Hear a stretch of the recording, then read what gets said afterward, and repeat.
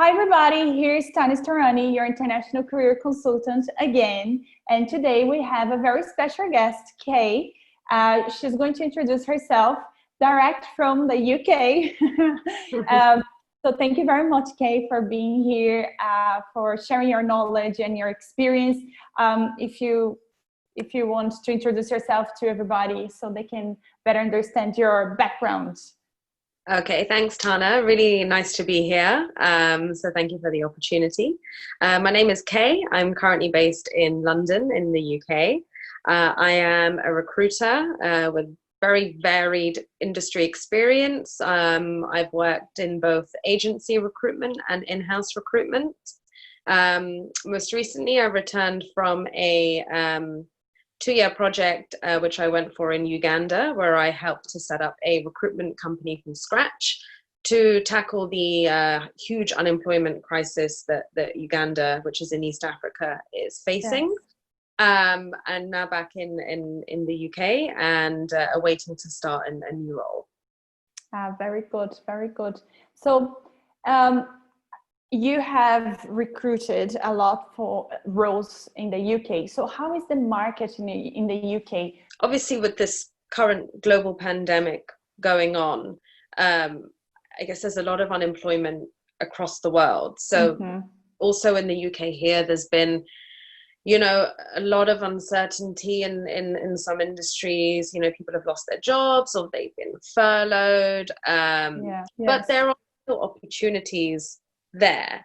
I can say this from a view of recruitment and as a candidate, because of the uncertainty of my role. You naturally kind of sometimes look to see what's out there.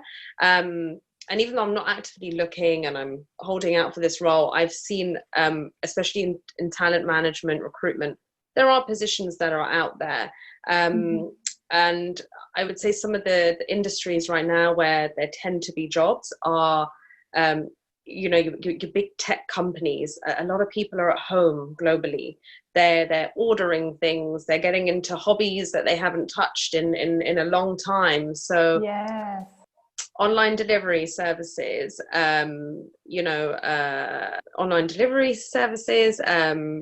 retailers that are now expanding their kind of, digital online presence, FMCG, things like this, that there are roles out there. So I'd say in the UK, I'm seeing a lot of positions that can be anything from kind of drivers, warehouse operatives, these types of people right now that are really needed for delivering items.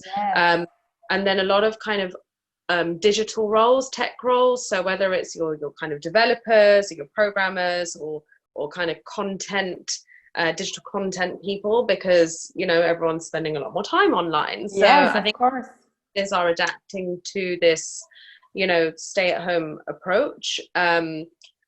Companies who are also making things for businesses to help them through this process. So people who manufacture things like the screens or all these things, and that entails a whole load of recruitment down the line. So I would say that definitely there's been a decrease in recruitment generally across the board, but then in certain areas that the recruitment has increased in that. And in terms of things pharmacy, for example. But exactly, for the pharmacies, even the pharmaceutical industries themselves. So in terms of for foreigners, there was actually something that came in the news here a couple of months ago, which was about fruit picking roles. We have a season here where we need strawberries and things like that picked, and usually the workers would come from Eastern Europe.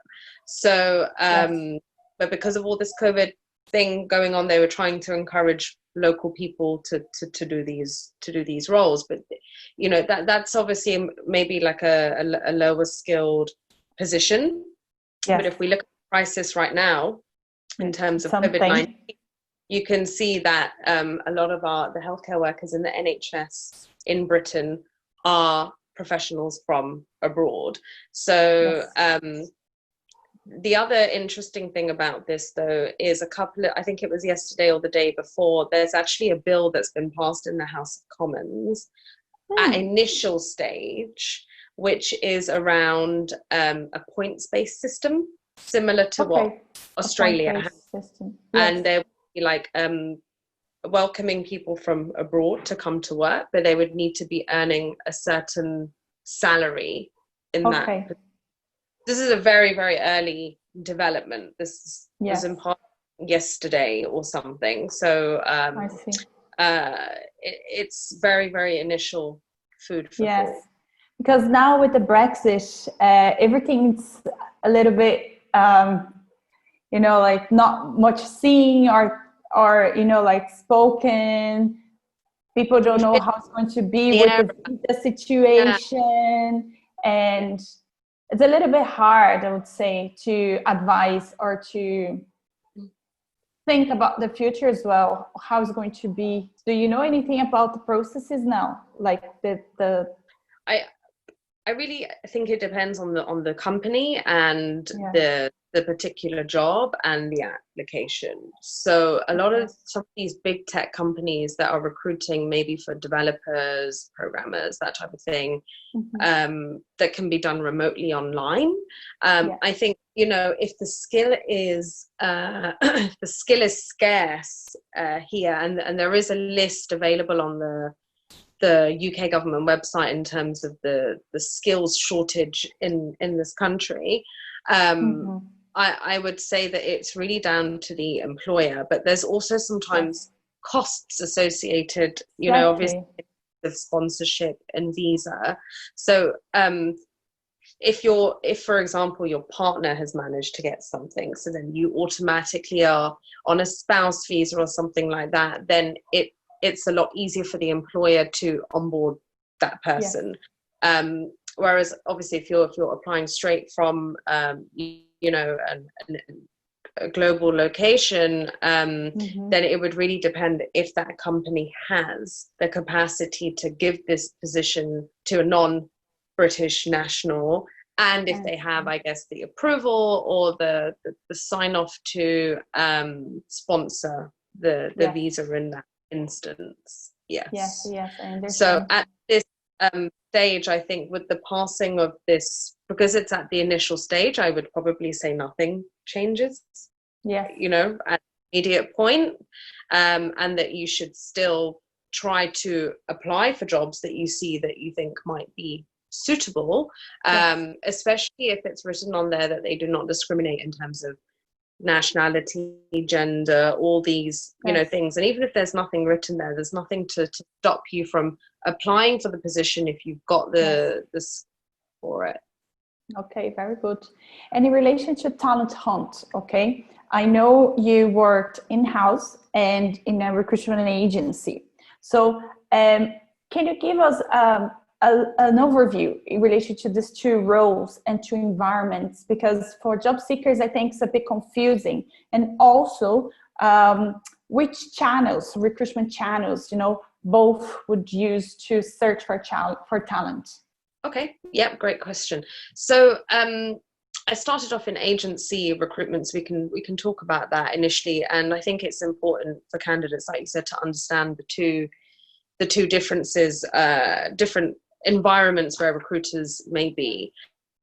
Sometimes you can say that there's also a third, but I'll touch on that in a moment. So in terms of your agency recruitment, this is where you'd see job titles like recruitment consultant, recruitment team leader, maybe, that type of job title.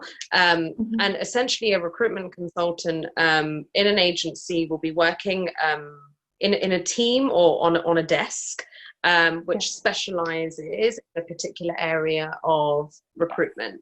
So this recruitment consultant will work with multiple clients. So those clients essentially being the employers who are offering the jobs.